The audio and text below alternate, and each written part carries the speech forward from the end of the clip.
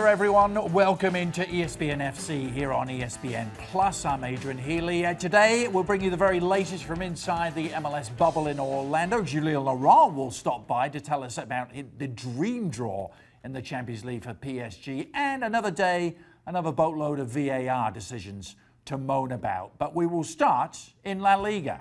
Real Madrid holding serve, a 2-0 win over Alaves, re-establishing their 4-point lead at the top with just 3 games to go now over Barcelona. Let's welcome into the show Frank Leboeuf and Sid Lowe. Sid, I'll start with you. Business as usual for Real Madrid. What's that, 8 consecutive wins, 5 consecutive clean sheets now?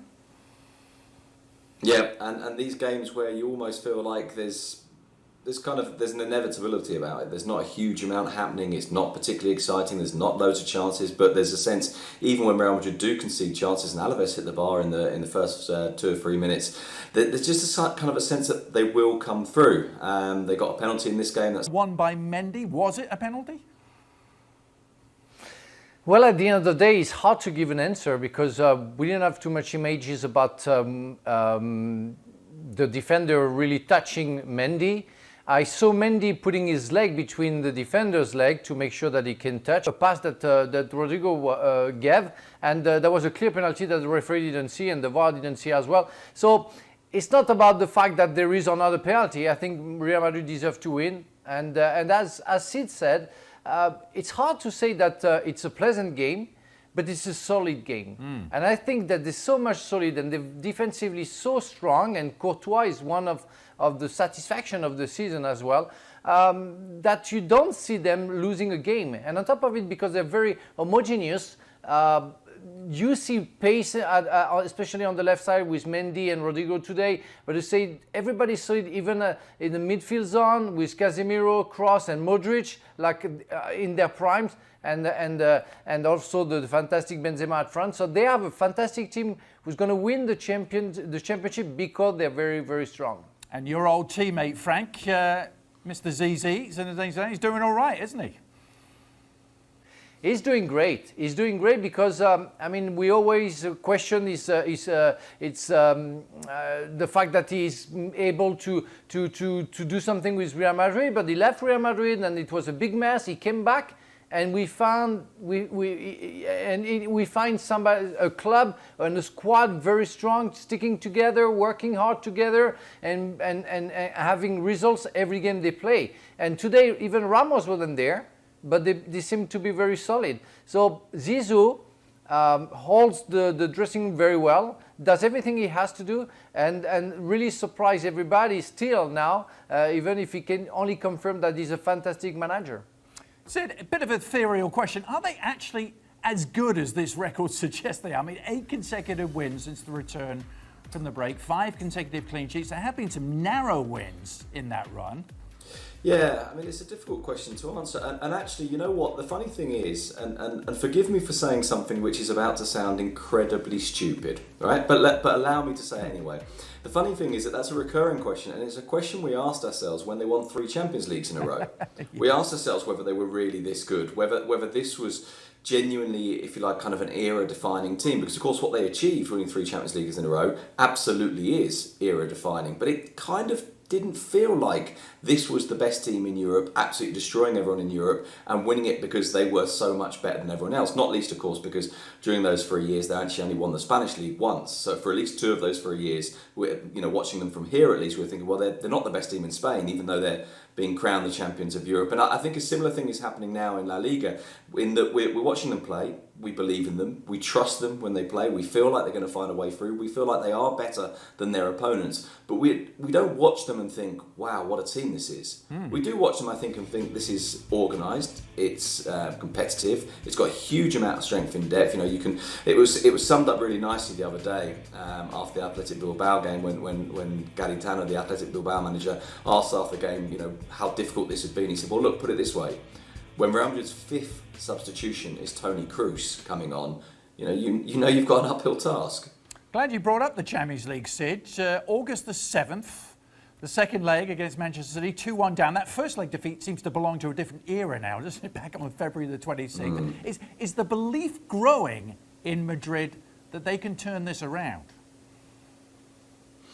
Well, I'm glad that you phrased this by saying is the belief growing in Madrid, because as you can probably imagine, the reaction to the Champions League draw today was, wow, Atletico have the best chance they're ever going to have, because of course the draw has theoretically cleared a path for them. Seen from the perspective of Real Madrid, I think it's curious actually, because not a huge amount of focus has been on the Champions League, because they're in the midst of being about to win the league title, almost certainly. When this is a team that has only won 2 league titles, I think it is, in 9 years or 8 years. This is very much something that Madrid felt they needed to do, because they need to reassert themselves, because they feel like they've had a decade where they haven't been good enough domestically. And so curiously, not very much has been said about the Champions League. Now with the draw today, that brings it to the forefront, I think, of people's mindsets. And of course, nobody doubts that if Real Madrid get through against Manchester City, while it will be an incredibly difficult path to the final, and almost certainly an incredibly difficult final as well, you're talking about 3 games. And if ever there's a team that, even without playing well, as we're seeing in these 8 games, is capable of just getting through, one way or the other, just getting through and just keeping on winning, even if they don't sparkle, it's Real Madrid. Frank, Real Madrid's history is littered with epic comebacks in Europe. Any reason why they can't go to the Etihad, in your view, and win? Yes, I think they're going to be capable of doing that, because of one reason. When I watch Real Madrid, I think they're not very keen on leading the game, on getting the possession of the ball. They're very good on being very solid at the back, as I said before, and playing counter-attack as well, with the pace of some players like Vinicius, with Rodrigo, Mendy on the side as well. They're capable of disturbing a team like Manchester City. So they're going to let Manchester City leading the game, maybe getting like 70, 75, even 80% of the possession of the ball, but being so strong, they know that at one point they will have a chance to counter-attack and score a goal, or maybe have a corner kick and score a goal, and they're going to be very patient. That's the strength of that team, where they never lose confidence on their skills, that they know at some point they will have an open door and they will try to kill the opponent, and they're very good at it. They're very, very good at it. It's why they're getting very dangerous for Manchester City, and we know that there is a lack of consistency, the lack of maybe strength and defending for Manchester City. Is why I think there is a big chance for Real Madrid to go through. Frank, good stuff, sir. Thank you very much. Sid, I'm going to ask you to stick around. Draw looks like this for the quarters and the semis. All the pedigree, all the titles, all the history on the bottom half of the draw, with your Juventuses, your Barcelonas, your Bayern Munichs, your Real Madrids. At the top half of the draw, teams with a lot of hope, trying to win it all for the first time. A lot to dissect here. Sid Lowe is with us. Julien Laurent is now on board. Julien, surprised to see you. I thought, given what we'd seen on yesterday's show, that you'd nipped off to UEFA and conducted the draw yourself. This is perfect for PSG. Yeah, almost perfect, Adrian. You have to say, although it would be a tricky game against Atalanta, especially on just one game, on 90 minutes of football or 120 minutes of football. But they were very happy in Paris still to have avoided all the big guns. As you mentioned, that will all be in the second part of the draw, so you can only face them and face only one of them as well in the final if you potentially get there. But to play Atalanta with all the risk that will come with them, because they're a very dangerous side, they're a very good attacking side, maybe the best attacking side in Europe right now, it's still better to play them than play Bayern Munich, let's say in a quarterfinal, and then in a semi-final, Leipzig and Atletico is also more affordable if you're PSG than to play Barcelona or Real Madrid or even a Man City and teams like that. So they were definitely relieved and happy by how the draw went for them. Before we get to the heavyweights, Sid, the reaction in Madrid from the Atletico side of the city, it couldn't have gone much better for them either, could it? No, exactly. Everything that Jules is talking about with Paris Saint-Germain has been talked about here with Atletico Madrid. There was a sudden, if you like, kind of the immediate response as well. This is the year then. This is the time that Atletico Madrid do it. And in fact, that kind of response was so overwhelming that I must admit my kind of first reaction was to say, whoa, hang on, calm down. Because we all know what happens when Atletico Madrid start to believe. There is going to be some horribly cruel twist of fate at some point that will make this not happen. But there's no doubt about it that on the face of it, at least, it's a good draw. That my one doubt, I suppose, from Atletico Madrid's point of view would be, this is a team that over the last, 6-7 years, maybe even a little bit longer, has kind of set itself up to be the team that upsets the odds, to be the team that wins when it shouldn't, to be the team that takes on bigger clubs than them. And they're now in a position where actually they might have to play as favourites. And I just wonder if psychologically that puts them in a different place and an unfamiliar place. Julian, let's look at the bottom half of that draw where all the big names are residing. Manchester City must be cursing their luck. Their path is quite extraordinary, isn't it, if they are going to go on and win this tournament? It's incredible. It's the worst draw possible, really, for City. If you think about it, pretty much every team they wanted to avoid until the final will be there before the final. And actually probably the easiest game, if they go to the final, might be in the final. If they face a PSG side, well, anything they could face in the final would be less strong than what they would have faced until then, because you could expect, let's say they go through against Real Madrid, although that's not a given when you see how solid and efficient Real Madrid are at the moment, but they go through, then it's probably Ronaldo and Juventus, which would be a hell of a game. And then if you get through that in the semi-final, you'll have either Bayern or Barcelona or Napoli. And if it's Barcelona or if it's Bayern, it's another hell of a game for Pep Guardiola. And it's all the other narratives and the other stories of, you face Messi and you face Barcelona, or you face Bayern and this your other old team. And if you face Cristiano, it's all those games that you used to play with Barcelona against Cristiano. It's all those narratives that make that second half of the draw so much more exciting, really, than the top side of the draw. Yeah. So many potential storylines. Sid, how do you begin to look at this and evaluate how it's all going to shake out?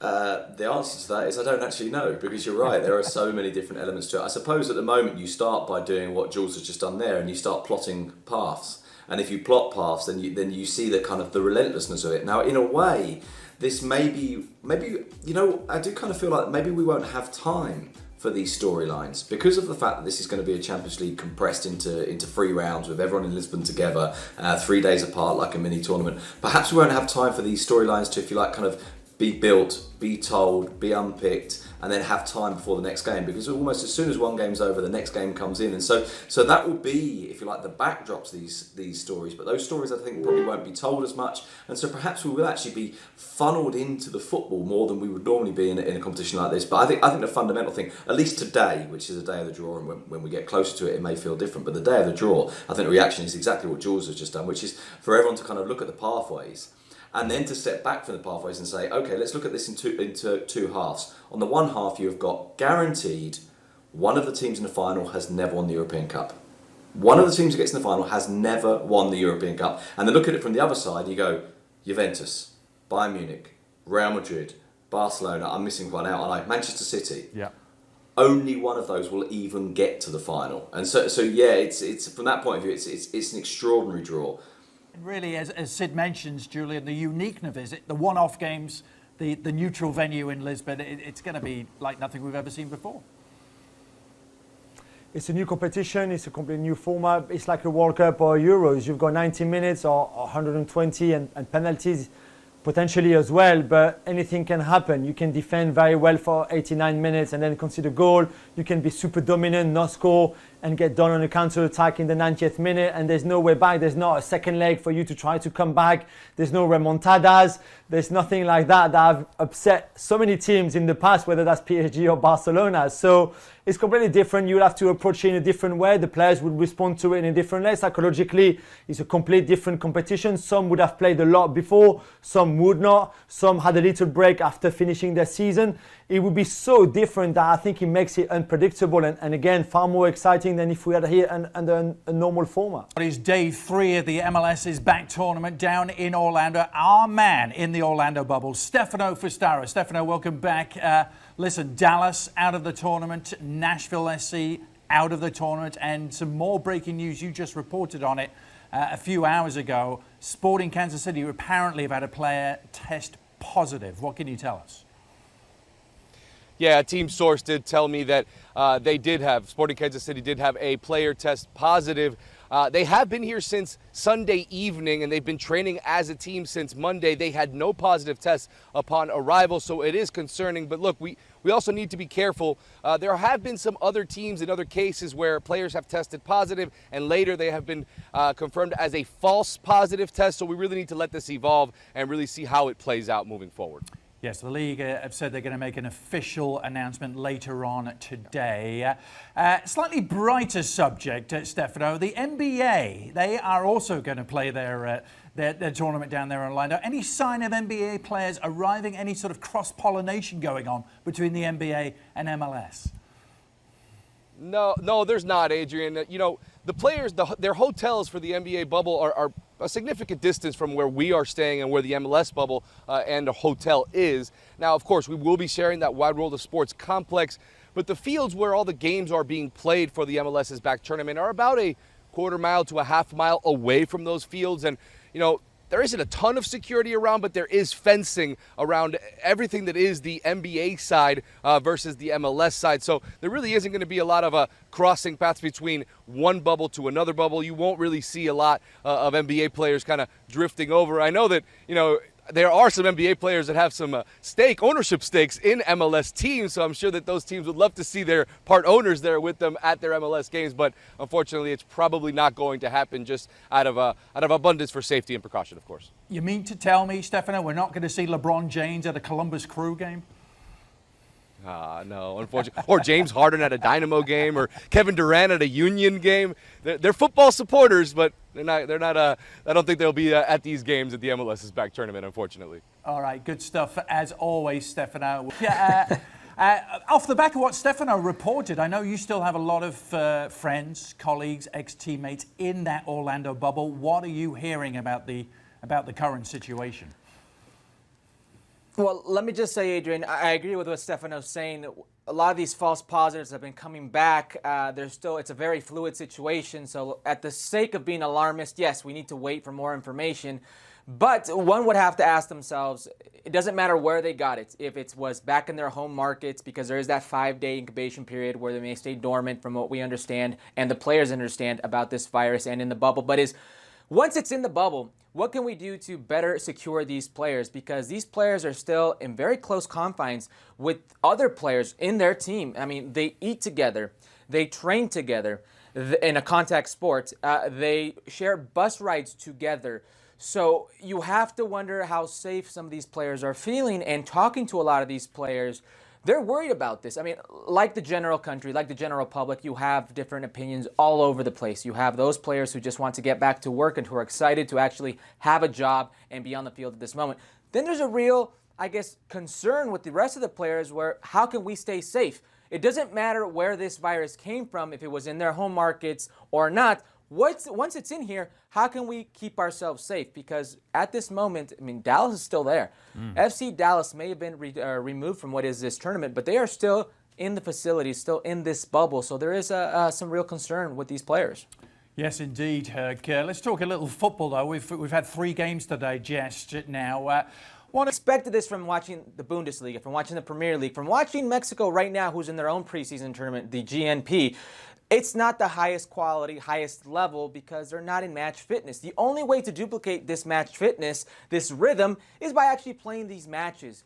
Obviously, that's not been the case, but a great goal last night by Gustavo Bo, the DP for New England Revolution. Great little entry ball, and what he does in the box was sublime. But the majority of the play we've seen has been lackluster, has been not sharp enough. But like I said, we expected this going into it. I think if anything, it should raise, the level of play should raise as the tournament progresses. But at the moment, it's been a little rough to watch. And I tell you what, Herc, that Gustavo Bo, he flies under the radar, doesn't he? DP for the Revs, they picked him up midway through last year, the Argentine. Doesn't get the same level of attention as some other big-name players in this league, but boy, is he important for the Revs. He absolutely does not, Adrian. You're nail on the head on this one. The ex-Cholo Squinkle of Tijuana player, Liga MX player, even flew under the radar. It looks to be a very appetizing, entertaining menu double bill, doesn't it, with Atlanta making their tournament bow against the New York Red Bulls, and that's a matchup, Herc, that never fails to fascinate.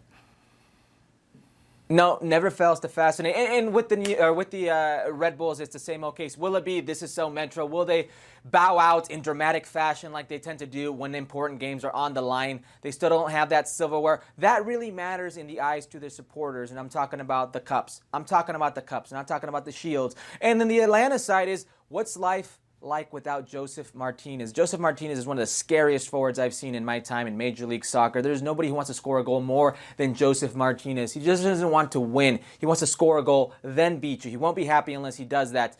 No Josef Martinez, no party. Who's going to be the guy? Is it going to be Barco? Is it going to be Gonzalo? Is it going to be Piri Martinez? Who's going to raise their hand and say, I can help us out. I can be that goal scorer or that threat going forward without Josef. Frank de Boer has his hands full. Final thoughts, Herc, for today. Is it about what you expected so far, 3 games in terms of the standard of football? I mean, these teams are coming up a long time off, and they were already early on in their season, weren't they? So some teams only play 2 games in 8 months. Yeah, it's about what I expected, Adrian. Also, I'm interested in seeing what the star power is going to look like because Josef Martinez is injured.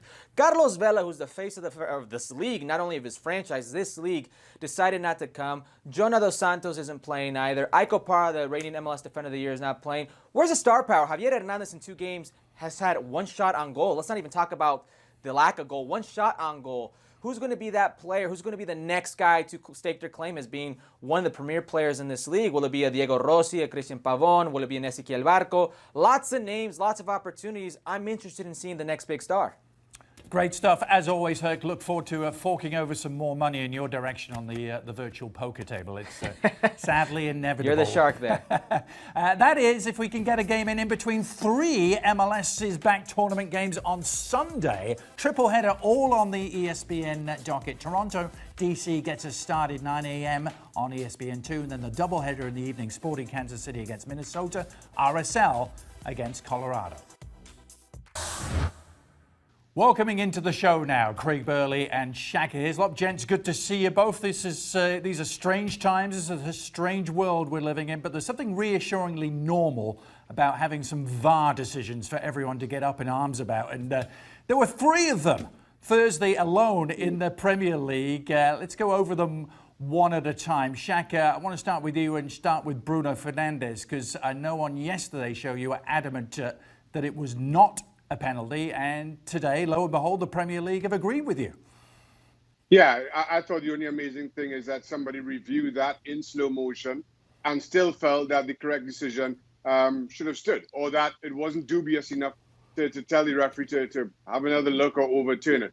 I thought those other leagues that they understand the laws of the games, but they don't understand the nuances of the game would be, I think, one way of putting it. And it's worrying. And here we have, I think, the Premier League in particular, or the PGMOL, the match officials, making themselves once again look stupid. And what it's doing is the really poor officials, and there are many of those, are dragging the really good ones, and there are some good ones in England, they're dragging them down by reputation. Because, as Shaq said, I mean, once you review real time, human error, fast-flowing game, players trying to con officials, but now we have the technology and we're going back to that. There's no escape. There's no escape from the mediocrity, from the lack of understanding of the game, from the lack of understanding of the nuances of the game. And so they're very much in the public eye because of the technology, and they are failing badly. Well, the number 2 incident they failed in yesterday. the push in the back. Maybe Harry Kane does trip over the leg of Vertonghen, but I think Harry Kane was trying to stop just short of Vertonghen's leg. All that being said, of the 3 we're going to discuss today, I think this is the one that maybe you can offer somewhat of an explanation for VAR and the fact that they got it wrong because there were so many bodies in close proximity. Aside, as much as I'm trying to sympathize with VAR here, I still think they got it wrong, as did I yesterday. That should have been a penalty. Craig, what do you make of this one? Josh King did have his hands on Kane, didn't he? But is that alone enough? Shall I just repeat my whole answer from answer 1? Yes, let's just repeat answer 1 for answer 2 and answer 3 when it comes, because I know, listen, Jose Mourinho is, and I have no sentiment or sympathy for any manager, but he's a manager under the cosh at the moment. And Bournemouth are a club that are fighting relegation. So all these things matter. These decisions matter. These multi-million-dollar decisions over a season matter. That's why the technology is brought in. The technology is not brought in, Adrian, so as we can sit here on a weekly basis and mock them, because that's what we're doing at the moment. We're mocking the ludicrousy of these decisions. James Ward-Prowse is incident number 3. And again, Shaka, the Premier League have come out today and said, yes, this was a mistake. VAR got it wrong. Yeah, and this, again, for me, was an obvious mistake. And to repeat Craig's answer of 1 and 2, that, for me, is of the 3, is the most bemusing. So, Craig, big picture. Again, we've asked this question, haven't we, for months, and it hasn't changed during a pandemic. Why are the Premier League having a harder time with VAR seemingly than other leagues? Idiots. Basically. And look, there was one of the games, and I don't mean, I mean that tongue-in-cheek, because I have, as a player, I would berate officials as much as anybody. And I wouldn't say I'm not proud of it, but it was something I look back and think, boy, I gave them a hard time. And I understand how difficult the job is, and we analyse and always have to the minute detail. So I have, in some ways, some sympathy. But now we're looking at the VAR. I'm absolutely bewildered why we keep having to have these discussions. There was, I think, in the Arsenal game, and this is what I don't understand. Now, correct me if I'm wrong, but I don't think any of these referees and the points that we're talking about went to the monitor. Is that correct? No, you are correct. Correct. Right. Correct. So we had a referee in the Arsenal. The decision has been made by clearly people not understanding the game properly in a booth. It must, at all times, in my opinion, be reverted back to the match official who is on site. Then he can make a decision, because I think the match official makes a better, clearer decision at the game, looking at the monitor, and I think we'll at least should get some more clarity doing it that way, rather than him relying, as they have been for 99% of the time, of somebody sat in Stockley Park at a booth. Because it almost looks as if somebody's goading these officials to say, no, there's no chance. Come on, you're not going to let that one go. And he's like, I am. It's almost like some sort of game, because how they can get it so wrong, I don't know. But I'm adamant that every decision should be made, guys, by the official at the game. It doesn't waste time. It doesn't take that long. It was proven in the Arsenal game. Just do it, for God's sake. My thanks to everyone that appeared on the show. It's a long list too. We had Stefano, we had Herc, Sid, Frank, Jules. Stick around though, because Craig and Shaka are back for extra time.